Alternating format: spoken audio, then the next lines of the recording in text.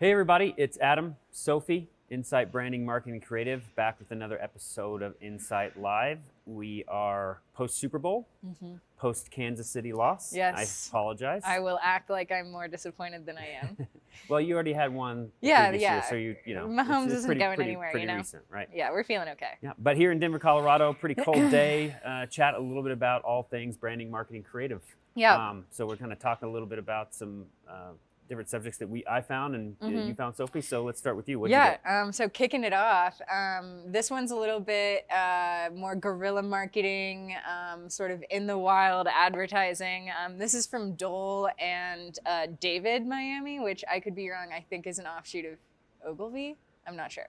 But anyway, so this is sort of just talking about food insecurity and obesity and all these food-related issues that are afflicting people in the country. I mean, those are sort of two ends of the scale, but this one's in LA right now, and it just says nearly 1 in 4 LA County households have suffered from food insecurity since the start of COVID.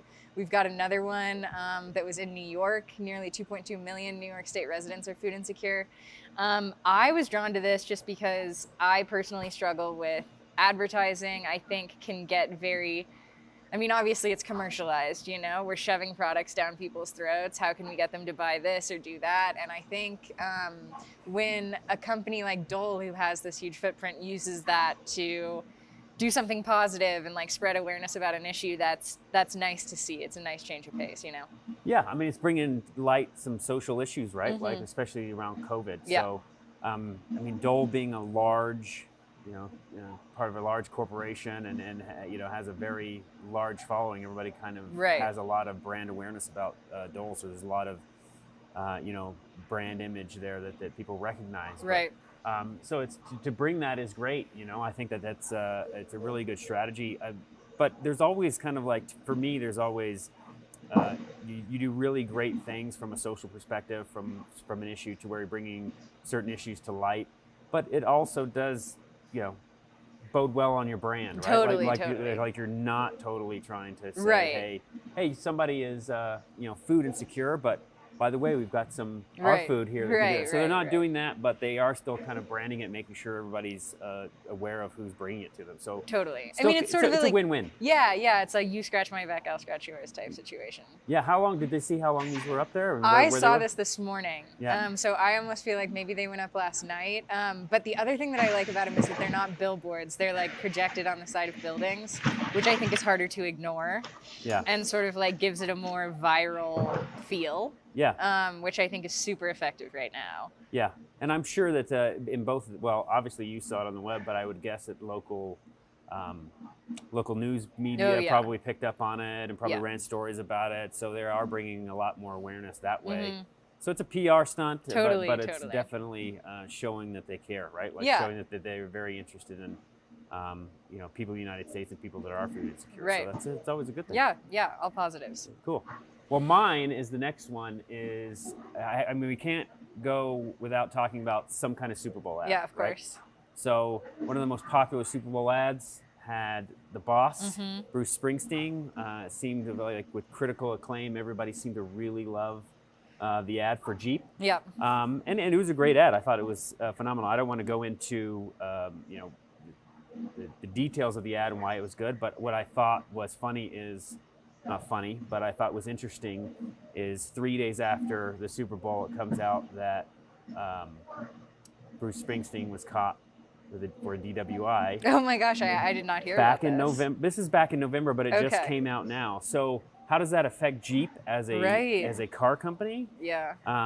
Because you do take a lot of risk when you have somebody endorse your brand, right? Like there's times where there's numerous times, that some kind of celebrity has done something wrong or inappropriate or said something that was sexist or racist or whatever, right? So in this particular case, I don't think it's going to hurt Jeep all that much. Number one, it was 3 or 4 months ago, and I heard a little bit more detail about how he got a DWI. Okay. So he was riding his motorcycle. This is the story I heard. He was riding his motorcycle, in New Jersey. Some fans saw him and flagged him down. Okay. And wanted to take a picture with him, and so he did. Was gets very gracious and very nice, and they said, "Hey, well, let's do a shot of tequila together." And he did, and he took one shot of tequila. I mean, how can you resist? Well, you know what? If I had a shot of tequila and the boss was there, I would want to do a shot of tequila with the boss. Of course, right? of course. So then he took. So I guess a policeman saw this, or somehow someone saw it. He started riding his motorcycle again, pulled him over. His blood alcohol content was 0.02, so well below the 0.08 of like some legal driving while intoxicated. So I guess there's more to the story, but I guess the key here, or the key takeaway for me for Jeep is how embarrassed are you that you just had one of the biggest rock stars of all time endorse your brand, do a commercial for you, and now that this comes out, and it's kind of like a bummer for Jeep. Yeah. And I mean, that's, I think, something that like a lot of companies will deal with now more than maybe they have, because, and I'm not saying this is a bad thing, but like we are living in a society where people are getting canceled a lot more often for, I mean, like obviously this is a pretty small infraction in the grand scheme of things, but like I feel like every week you hear something about someone, a celebrity that people love, and it's like, well, maybe not anymore. And it's like, what if, you're Apple and you have a deal with Army Hammer, maybe that's not so great anymore, know? So I think you're taking a risk doing that and like putting yourself out there with someone else's public image. But I mean, no disrespect to the boss. Yeah, I mean, look, maybe you shouldn't have taken a shot of tequila and got back on a motorcycle, but in the whole scheme of things. I have to say, as a millennial who didn't like really grow up with him that much, I recently watched the, what's the video with Courtney Cox? Dancing in... Dancing in the Dancing Dark. in the Dark. Yeah, okay. I recently watched that for the first time. I now have a huge crush on the boss. There you go. I mean, we love him. America loves him. So, maybe just learning lessons. Yeah, that's for sure. We got a new segment on Encite Live where we start to talk a little bit about some of the stuff that we've done creatively. And then one of the projects that we were pretty proud of that we just started, just finished, was for a local business association. So we did a rebranding, a renaming for what was called the ESGBA. So the ESGBA is a neighborhood organization. Elira Swansea Globeville Business Association is what it stands for. So they kind of came to us and wanted us to talk a little bit about, or explore a little bit about a name change and a logo change. And so what we did is we jumped into the process. We had a lot of creative and strategic meetings, both internally and with them. And we kind of came up with a brand new name. And that name was DINO, which stands for Denver North, which is where they're located. They're located in the north side of Denver. So it's really popular here in the Denver area to name... We're in Rhino right now. Yeah, neighborhoods, right? Like kind of adds these acronyms. What are the other? Cap Hill. Rhino, Lodo, Highlands. So we kind of stuck with that strategy. But what I really wanted to talk about is the Denver North neighborhood has this history of industrial manufacturing. It has There's this a real kind of legacy. grit, I feel It's very gritty, but it's been changing, right? So it's this whole neighborhood's changed quite a bit. So we're just south of the Denver North neighborhood here in Rhino. But so what we wanted to do, we wanted to start to develop a logo and a visual identity that kind of spoke to that legacy, spoke to that grit, spoke to that history of that area. So we explored a bunch of different ones, and some were architecturally focused. So we talked about some of the buildings, iconic buildings around the neighborhood. Then we're right on the railroad tracks here too, to where there's the National Western Stock Show is a part of the Denver North neighborhood, so there's a huge legacy there.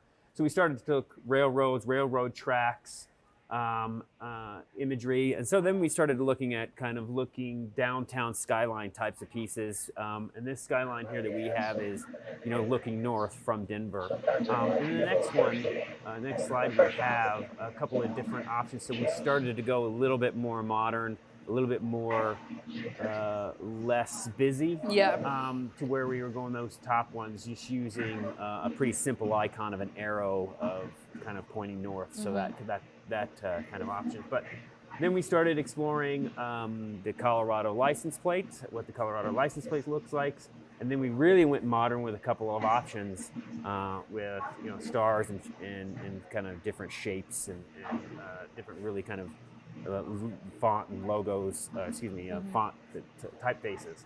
But what we ended up doing was the very top one, we kind of landed on one that was simple, that looked like it was timeless.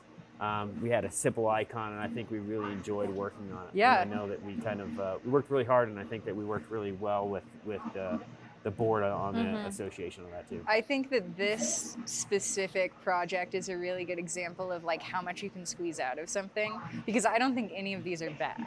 I think that any of these would have been a winning choice. Right. And I think it's cool to see how you can take that sort of legacy piece and celebrate that grittiness of the neighborhood, but you can also celebrate that, they're this formal organization that's trying to move it forward, and maybe we do want to get a little bit more modern. And I think that there's so much that you can do with a lot of clients, and this really speaks to that, like there's so many avenues, and there are so many different facets of a company or an organization that you can highlight and make it work. Right. But that was really important for us, right? And I mean, we talked a lot about this strategically. We talked a lot about brand strategy and what they do stand for, and how they do want to present themselves, right? Yeah. So and that kind of reflects in the visual identity, and I think that a lot of people don't do that. Like they don't. They say, "Well, I think this looks cool," or "I like cats," or "I want to name it." I love green, and that's fine, right? Like that's fine. That's thing. But the ones that are timeless, the ones that really speak to people, the ones that really kind of hit emotional connections, have that strategy behind it, right? Like so. I thought this was a good example of something that's not, it's an organization that's not a consumer product. It's not sexy. It's not really kind of luxury. It's not, but we still need to kind of focus on those brand attributes before we develop in this. Right. But I had a good time, and I think you did too, working on this. It was really great. Yeah, and one of my favorite things about the one that we landed on is that there is still that like subtle cleverness to the north, the compass, you know? Like you can still factor it, you can be clean and modern and not busy and still have a little bit of fun with it, which I think is important to remember. Yeah. But yeah, this was a great project to work on. We had a good time doing it. Every time. Always, yeah. Well, this was this week's episode, I guess. Stay tuned in 2 weeks. Hopefully it'll be a little bit warmer. But yeah, it was great to talk to you guys again. Awesome. We'll see you guys next time. See ya.